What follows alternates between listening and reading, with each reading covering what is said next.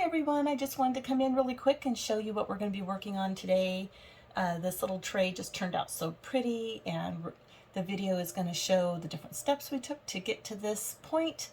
And I just wanted to kind of experiment with the difference between the black background that we did in the video with the coasters and with the white background that we did in this little tray. Anyway, I just had a great time with making this, and I hope you enjoy the video. We're going to get started right away. So what I'm going to do is I'm going to spray just a bit of alcohol, just a tiny bit through here. The rims on this mold are pretty deep. And I've decided that my rim is just going to be clear, and then my background can show up through that, okay? And so what I'm going to do is I want just enough, I'm going to go ahead and pour just enough to cover the bottom of my mold here and in the rim.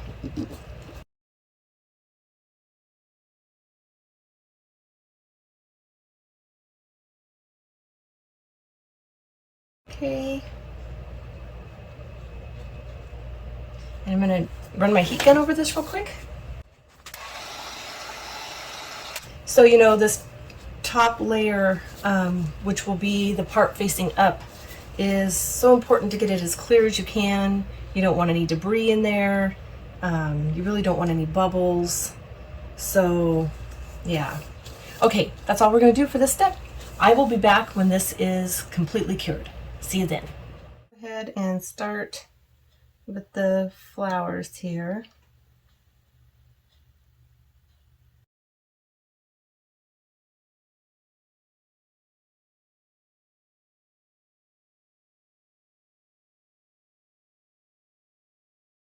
I'm going to try to place this right here in the right spot. That jar, it's about that big, so I think it's going to go probably right about here. I'm just going to place it down. I don't want to move it, and I'm going to use my block this time and press it down.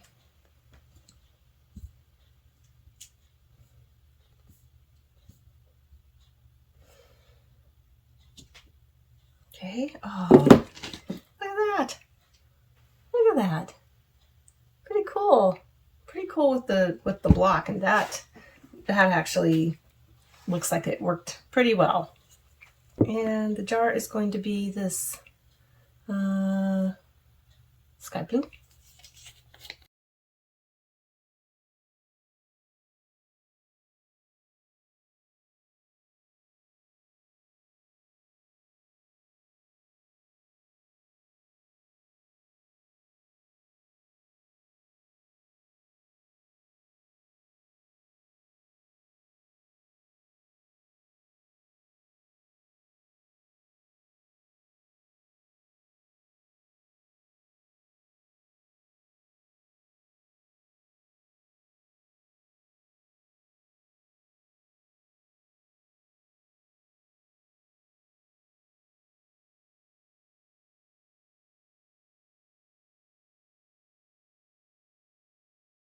Okay, can you see what we've got so far?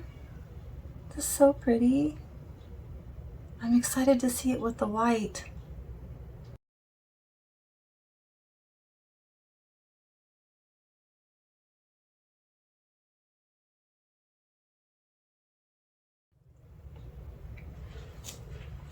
Okay, I have mixed up some more resin, and I have added Res Snow White pigment paste that makes a really good white, opaque, glossy white. So it's one of my favorite whites.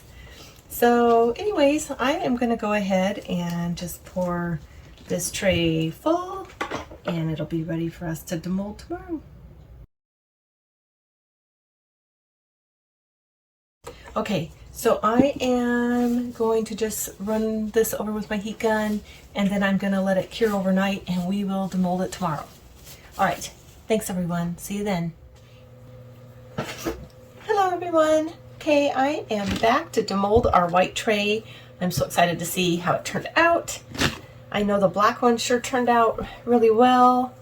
I just not sure what's going to happen with the white.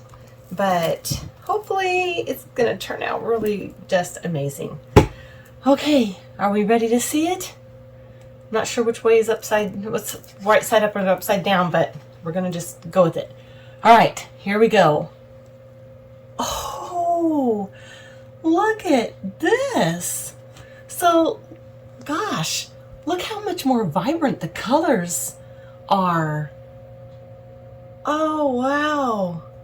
So you can still see the metallic, you can still see the metallic mica powders, especially in the jar and in the gold down here. Can you see? This turned out really clear. These pictures turned out really clear. The little dragonfly and the butterfly here. Oh, gosh, this just really opens up a whole new world as far as like rubber stamps go. White really gives it a whole, just a bright, really pretty look. See our rim around the tray here? We don't have any outside bubbles or anything, and I think that's because we did remember to spray the alcohol first. I'm glad that we tried it with the white, so now we kind of know the difference.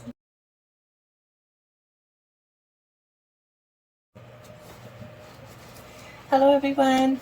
So I came back to kind of finish off this little tray. It turned out really cute. It's amazing the way that the stamp came out, just really kind of vibrant. But for some reason my tray, I feel like it's just kind of plain. So I decided I'm going to add a clear coat of resin over the top here, just enough to give it a little extra gloss. And then I had this idea, I just put some leftover glitter in here. I'm going to put the tiniest bit, I hope, of glitter in this resin. Just like barely any. Like maybe only like that much. Okay. Just to kind of give it a little bit of a sparkle. So I'm going to go ahead and pour it really kind of slowly. I don't want very much in here because I want to keep the depth of the tray, but sometimes, you know, if you get your project finished and it turned out, but you're just not, you know, something about it is just not, you know, perfect for you, you can just kind of go in and doctor it up. So what I'm thinking is if I can do this, get it over here to the sides, just cover this bottom area here. Then I can probably go in with my gold paint pen and go around the edges. And I think that's going to really kind of help it kind of pop a bit more.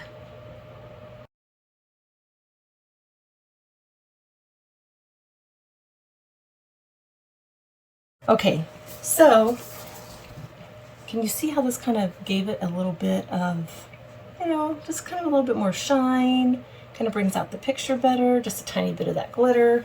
Kind of just adds to the whole thing. So I'm going to let that cure, and then when it is done, I'm going to come back in and go over it with one of my